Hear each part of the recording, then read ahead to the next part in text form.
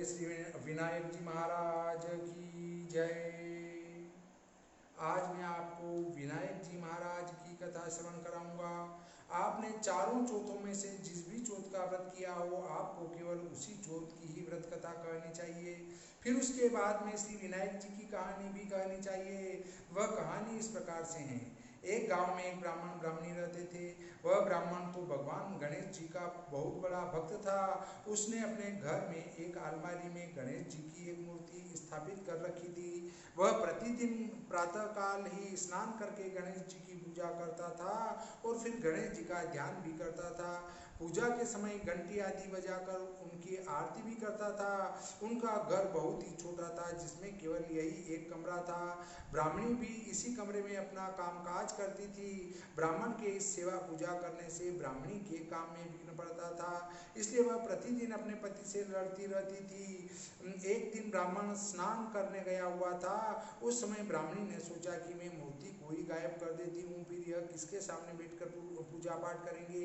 ऐसा सोचकर उसने मूर्ति को उठाकर कमरे के ही एक कोने में रख दिया और कपड़े से ढक दिया। जब ब्राह्मण स्नान करके वापस आया और अलमारी के निकट गया, जब उसने घंटी बजाकर पर्दा उठाया तो देखा कि गणेश जी की मूर्ति गायब है।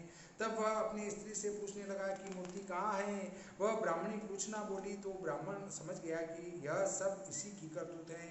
इस पर वह अपनी स्त्री से झगड़ने लगा। उनके झगड़े के कोलाहल से गणेश जी को जोर से हंसी आ गई। उनकी हंसी को सुनकर ब्राह्मणी ने दौड़कर कपड़ा उठाया और देखा कि वह मूर्ति जोर जोर से हंस रही है। यह देखकर ब्राह्मणी तुरंत ही उनके चरणों में पड़ गए। ब्राह्मणी अपनी गलती के लिए क्षमा मांगने लगी। तभी वहां पर साक्षात श्री गणेश जी प्रकट हुए और बोले, हे वत्स, मैं तुम्हारी भक्ति से अत्यंत प्रसन्न हूँ। मैं तुम्हें धन संपदा, सुख संपत्ति और पुत्र प्राप्ति का वरदान देता हूँ। इतना कहकर गणेश जी अंतर्ध्यान हो गए।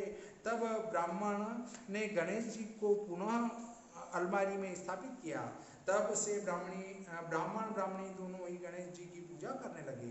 तब भगवान श्री गणेश जी का वरदान भी फलीभूत हुआ और उनको अपार धन की प्राप्ति हुई। 10वें महीने में उनके यहाँ एक सुंदर पुत्र ने जन्म लिया। इस प्रकार भगवान श्री गणेश जी की कृपा से वह सभी प्राणी सुखपूर्वक जीवन यापन करके अंत में मोक्ष को प्राप्त हुए। हे भगवान श्री गणेश जी, आपने जिस प्रकार से उनको सुख समृद्धि प्रदान की, वैसे ही सभी को करना। जो भी इस कथा को पढ़े या सुने, उन सबके दुखों को दूर करके उन्हें धन संपदा और सुख समृद्धि देना। भगवान श्री गणेश जी की जय।